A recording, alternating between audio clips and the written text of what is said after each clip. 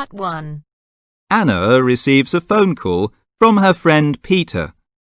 You'll hear an extract from their conversation. First, you have some time to look at questions 1 to 6.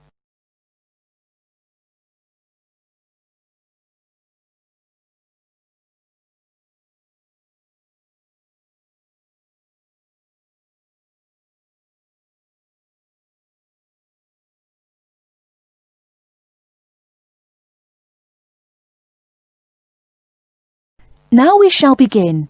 You should answer the questions as you listen, because you will not hear the recording a second time.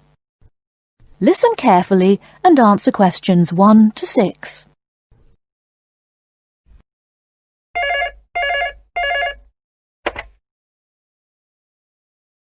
Hello.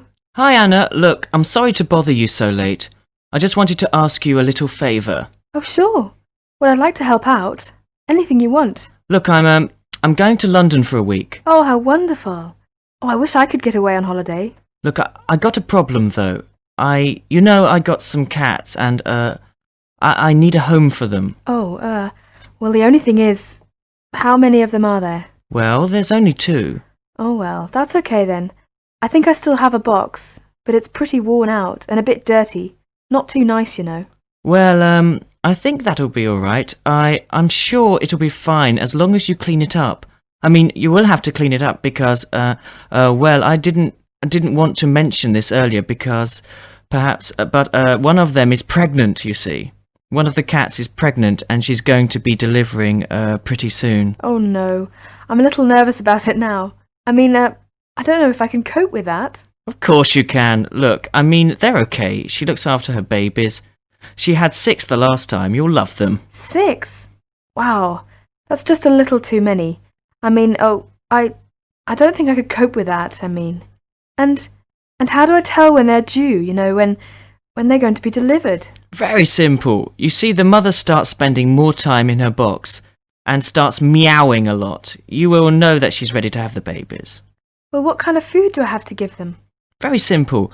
They don't need anything, and the mother nurses them for about 5 to 6 weeks. You just give the mother cat food and milk. Well, does it have to be hot? No, just fresh milk. Anyway, why do you keep them? I mean, don't they cause you an awful lot of work and trouble? Oh no, they're so sweet. They're so beautiful. You're going to just love them when you see them. They're so nice. Look, the mother also needs some fresh milk every day. Well, how often do I have to give her milk? Just 2 or 3 times a day. Well, here's an idea. Why don't you bring what they need? Then I won't have to worry about it. Okay, I could do that. Before you hear the rest of the conversation, you have some time to look at questions 7 to 10.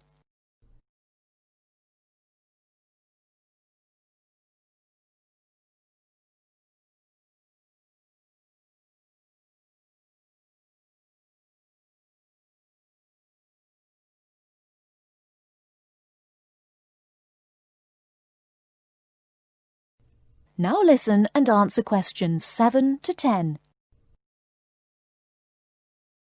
Listen carefully to the following talk and choose the correct answer for each question. When the Europeans first came to the American continent more than 400 years ago, there were relatively few diseases and viruses on the new continent. During that time, however, plagues and diseases that killed thousands were floating around Europe. Eventually, some Europeans developed immunity to the unsanitary world of industrialization. When they came to the American continent, however, many of the Native Americans had never been exposed to these viruses and hence did not develop immunity to them. By sharing the same food and water sources, many Native Americans contracted the European diseases. At a time when medical vaccines were still in their early stages, this led to the tragic death of thousands.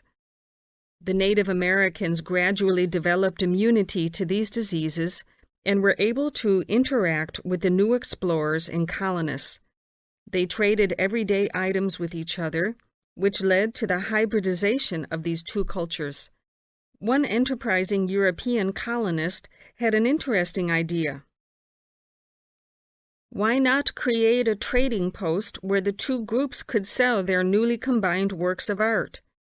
Eventually, a post was set up, and the distinctly American works became known throughout the country for their unique styles. The trading post continued for a couple more decades until it eventually faded away. The works of that time period can now be seen at the Smithsonian National Museum. Until very recently, some tribes were still making pieces of art and selling them in their local trading posts. That is the end of part 1. You now have half a minute to check your answers.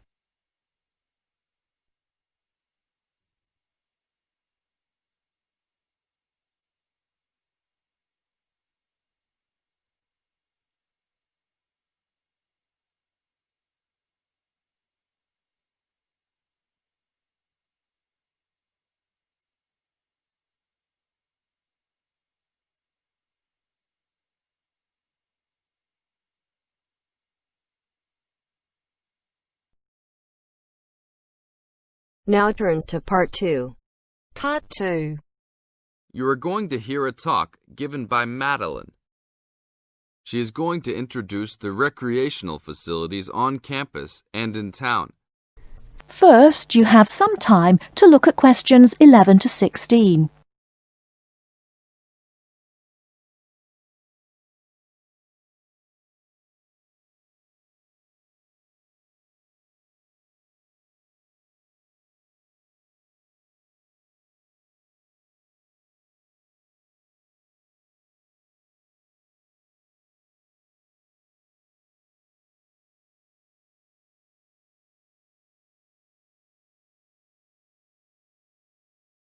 Now, listen carefully and answer questions 11 to 16. Well, good morning, everybody. My name's Madeline Stewart, and I'm here to tell you about the recreational facilities available on campus, and also to tell you something about what the town has to offer.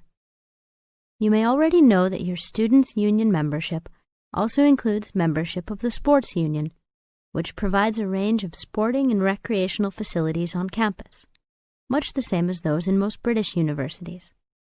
The Sports Union has football, tennis, and cricket teams in local competitions. And really, most sports are catered for in some way on campus, even if they're just social matches. In the building itself, there are fitness classes and a full gym, including weights. The Sports Union can also provide cheap tickets to some major sporting events. And to keep you up to date with everything available, there's a weekly newsletter distributed around the campus. You should check this to find out the names and phone numbers of the contact people for each sport or activity you're interested in.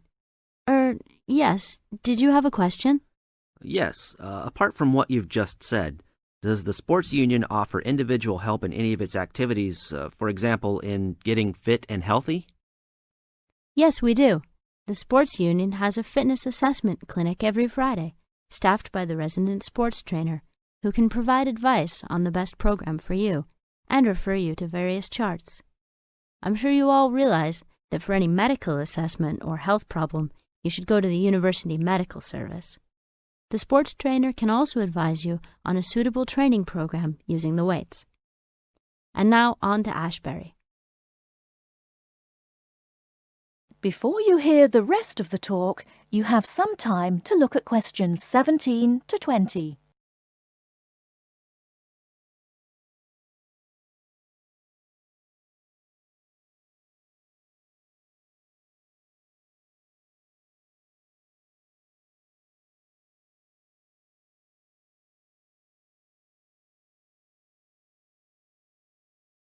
Now listen and answer questions 17 to 20. And now on to Ashbury. For a town of its size, Ashbury has some unusually good leisure and sporting facilities, most of which are near the center of town and easily reached by bus from this campus. There's a new, well, almost new, Olympic-sized swimming pool. That's not quite in the central town area, but it's only a 5-minute walk from the bus stop. Above the pool, there's a high-tech fitness center. that any of you more serious fitness lovers would need to check out. Then, in the center of town, there's a sporting complex called the Anderson Center, which contains squash courts and facilities for a number of other indoor sports, such as basketball. And just around the corner from the Anderson Center, in the main street there, is an indoor bowling alley. All of these facilities are listed in the weekly newsletter, so I encourage you all to look through it and... That is the end of part 2. You now have half a minute to check your answers.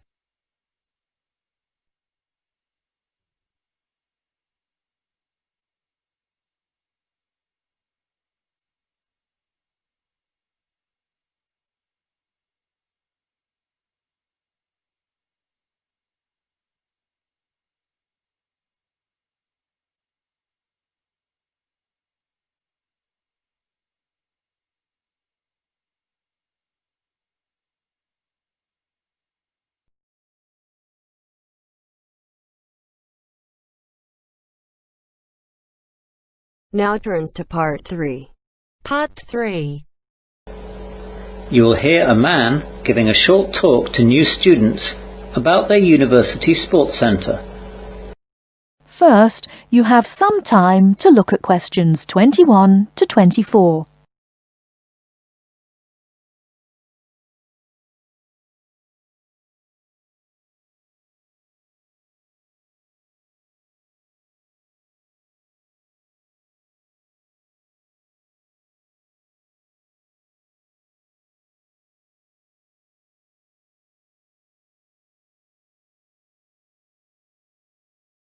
Now, listen carefully and answer questions 21 to 24. Good morning to all you new students here at Wesley University, and thank you for coming to this talk on the Sports Centre. My name is Mr. Mike Finn. Later, I'll take you around the centre on a tour, but right now, I'll just let you know what we have to offer and how you can become a member. We are at present in the main reception of the Sports Centre. Behind me we have the main sports hall where a myriad of different sports take place. We have football, hockey, basketball, badminton, martial arts and netball, to name but a few. We are also planning cricket nets and trampolines in the near future. Aerobics, modern dance and spinning are also held in the main sports hall, and yoga classes are coming soon. There is a large schedule up on the wall behind me detailing when each sport is on. It also gives details of which sports you have to pay extra for in order to join in. Above us, and overlooking the main sports hall, we have our fitness room, which has all the modern weight training machines and aerobic training machines that you could wish for. At present, there are no running machines, as there have been a few accidents with these, and we are waiting for the university to work out its insurance as regards these before we get them back again. Round the back of the main sports hall are our 3 squash courts. These can be reserved at the reception. The one important thing with the squash courts is that you must not wear outdoor or black marking soles on them. You will be fined and suspended from the centre if you do. Next to that, we have the provisional site of the swimming pool. Details of that are posted on the Sports Centre newsletter, which is always available on the notice board. We hope that it won't be too long in coming. Outside the hall, we have playing fields where you can play football, rugby, cricket and hockey. You don't need to be a member of the Sports Centre to enjoy these playing fields, but you might need to join the individual sports clubs. Membership dues for these clubs are not usually very high, and it always includes insurance cover, so don't worry. You won't need to take out a bank loan to join them all. Before you hear the rest of the talk, you have some time to look at questions 25 to 30.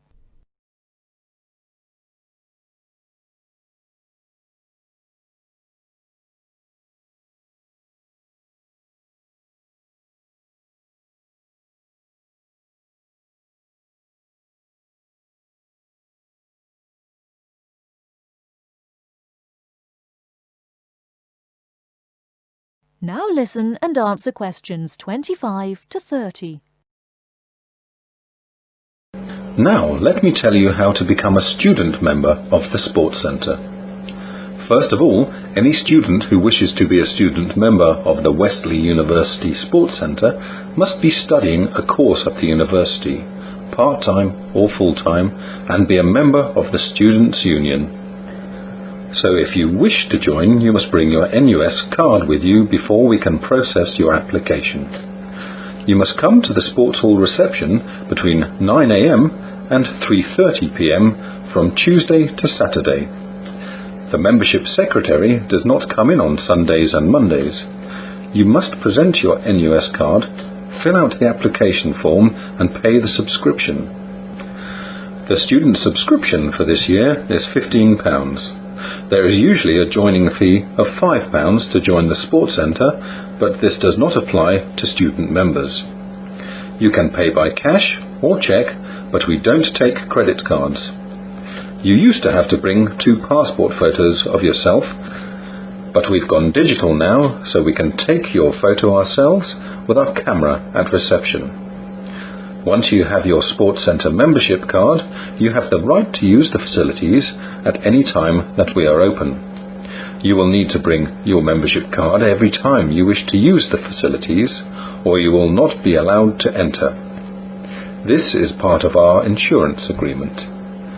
If you need a replacement card at any time, you will be charged a replacement fee of £5, but you will not need to pay the subscription of £15 again. You may book courts for sports, such as squash and badminton, but you may only do this in person, not on the phone, and you will need the membership card number on your membership card, so don't forget that card. We are open 7 days a week, though opening times vary. Monday through to Saturday we are open from 8 a.m. to 10 p.m. and Sunday we are open from 9 a.m. to 6 p.m. Now, any questions so far? That is the end of part 3. You now have half a minute to check your answers.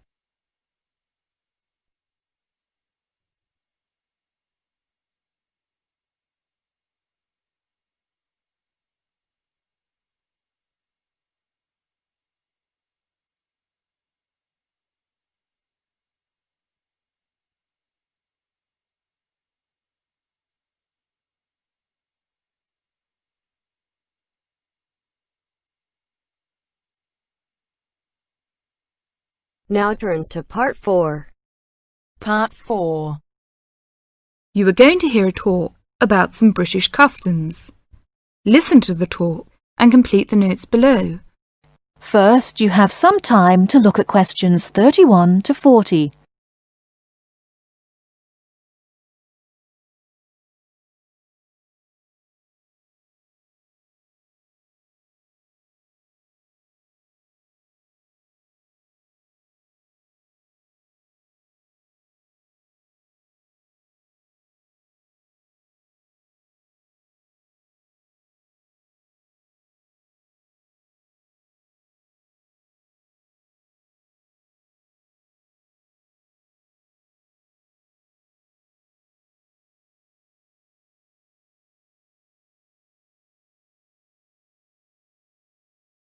Now listen carefully and answer questions 31 to 40. Good morning. My name is Marsha Smith, a counsellor here at the Student Services section of the university, and this morning I'd like to talk to you about visiting a British home. This may help you to cope well with your study and social life in Britain.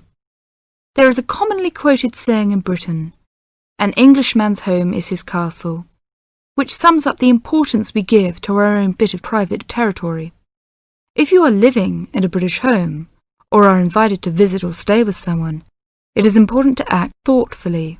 For example, be punctual for meals and, if you know you have to miss one, let your host know as soon as possible. Check whether it is convenient for others in the house when you wish to take a bath or wash and dry laundry. And unless your host employs someone to do the housework, You are expected to make your own bed and keep your room clean and tidy yourself.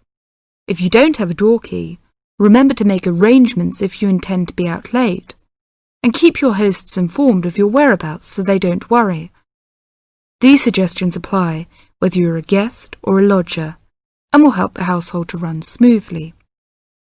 If you're staying as a guest of a British family, or even visiting for one meal, it is customary to take a small gift of flowers, chocolates, or something to drink.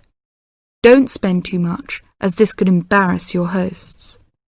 If you're staying for several days as a guest, it is usual to give a small present when you leave.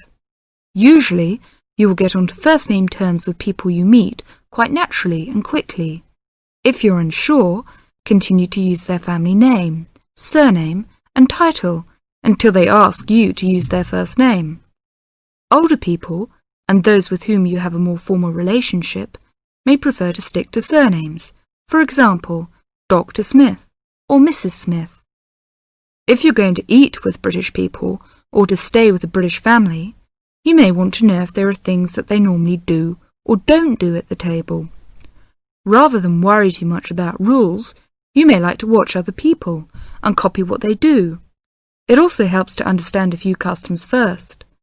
Both at home and in restaurants, people normally wait until everyone has got their food before they start eating. However, they will start before this if someone says, "Please don't wait," or "Don't let it get cold."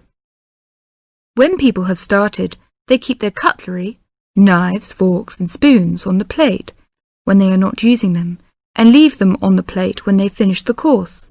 For each course, different cutlery is used. You may also notice that people don't usually spend much time at the table talking, drinking and smoking. In fact, after dinner at home, it's fairly common for everyone to leave the table together and have coffee in the living room.